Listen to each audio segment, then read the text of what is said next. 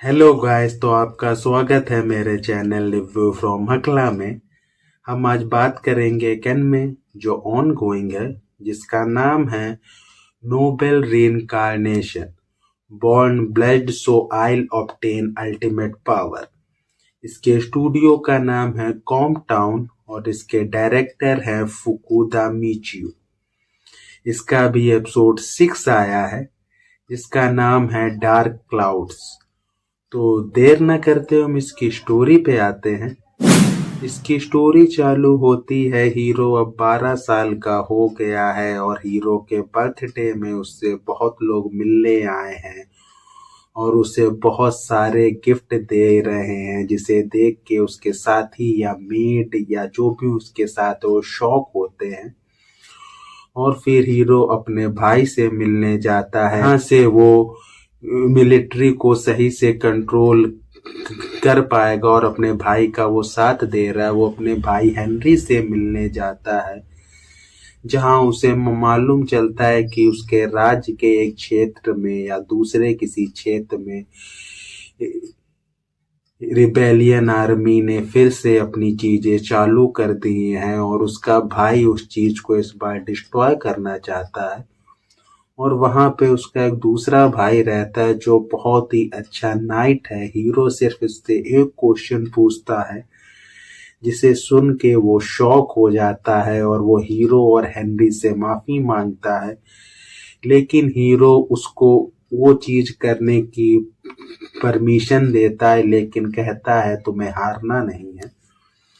और फिर scene change होता है कि हेनरी और हमारा हीरो वापस जा रहे हैं और हेनरी हीरो की तारीफ कर रहा है। तभी वहां एक बच्चा भागता हुआ आता है, उसके पीछे कुछ और बच्चे और लोग उसे कैप्चर कर रहे होते। हीरो उन्हें रोकता है और कहता है कि तुम्हारा लाइसेंस कहाँ है, बिना लाइसेंस के स्लेव ट्रेडिंग करना सही नहीं है। इसके लिए तुम्हें लॉ के हिसाब से बहुत ही प्रॉब्लम होगी। वो हीरो पे अटैक करते हैं और हीरो उन्हें डिस्ट्रॉय कर देता है। तभी उनका मालिक आता और कहता है हमें फर्स्ट प्रिंस ने करने को कहा है, उसका सपोर्ट है। लेकिन हीरो उसे वहां भी बेहोश कर देता है और एक तरह से जो लोग देख रहे होते हैं उनको ये एहसास दिला देता है कि ये सब फेक है, फर्स्ट प्रिंस का इसमें कोई हाथ नहीं है। और उसका ये बिहेवियर देख के, उसकी ये थिंकिंग देख के हेनरी शॉक होता है और उससे इम्प्रेस होता है कि तुमने ये सब सोचते हुए सारे काम पूरे किए। फिर उनके पास फर्स्ट प्रिंस की चिट्ठी आती कि उन्होंने अपना जो भी झूठ कहा था अब उन्होंने स्वीकार कर लिया है। लेकिन जब वो गए उन्होंने अपनी जान दे दी और हीरो सब चीज समझ जाता है।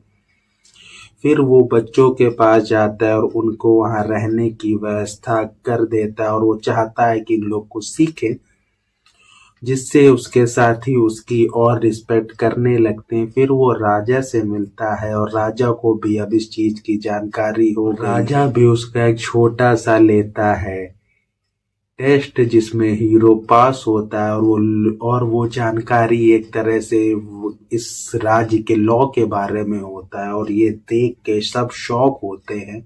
और राजा इससे खुश हो के हीरो को जस्टिस का मिनिस्टर बना देता है। और फिर हीरो वापस जाता है, एक अपनी मेड को अपने राज्य का एक तरह से मिनिस्टर बना देता है और वो चाहता है वहां वो ड्यूटी सही से करे।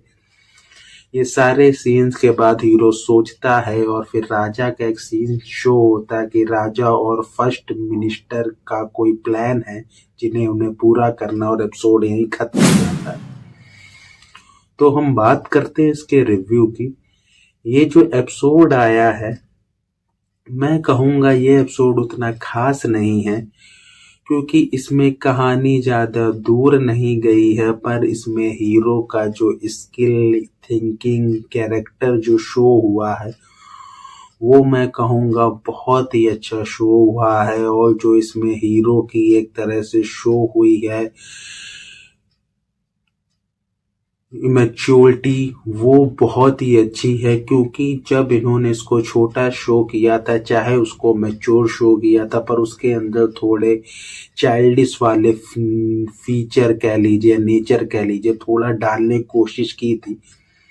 पर जब इन्होंने 12 साल का उसे अब दिखा दिया तो एकदम उसको मैच्योर शो किया है, और उसके माइंड, उसकी थिंकिंग, उसके जो क्वेश्चन पूछने के तरीके हैं वो बहुत ही अच्छे शो हुए हैं। और ऐसा इन्होंने इतना क्लीन कैरेक्टर शो किया है कि ये व्यक्ति राजा बनने के लायक है। और इसमें बहुत सी ऐसी चीजें शो हुई है, जैसे कि पहले हमें ये फील होता था कि जो फर्स्ट प्रिंस है वही राजा बनेगा, पर इसमें थोड़ा चेंज किया है इस बार स्टोरी में। या फिर हमें और चीजें इसके बारे में शो हुई है कि फर्स्ट प्रिंस के राजा बनने के चांस उतने ज्यादा नहीं है, इसलिए वो ऐसी चीजें कर रहा है कि स्लेव ट्रेडिंग और फालतू चीजें जो वो ट्राई कर रहा है। तो ऐसा जो स्टोरी में लॉजिक शो हुआ है वो मैं कहूँगा बहुत ही अच्छा है। जैसे स्टोरी लेके गए हैं वो बहुत ही अच्छा है, और इसमें बहुत सी ऐसी चीजें शो हुई हैं जो हमने पहले की एनिमीज में नहीं देखा, कि जब कोई राजा का बेटा या जो उस राज्य का सोता है उसके साथ छोटे में क्या क्या होने के चांसेस है। ये चीज बहुत ही अच्छी शो हुई है, लेकिन उसके बाद भी ये एपिसोड काफी हद तक मुझे बोरिंग फील हुआ, क्योंकि यहाँ सिर्फ बात थी और हीरो यहाँ वहां जा रहा है, और ऐसा लग रहा था ये स्टोरी का बेस हो रहा है कुछ, कि इसके बाद कुछ भयंकर चेंज होने वाला है, इसलिए ये एपिसोड थोड़ा बोरिंग फील हुआ।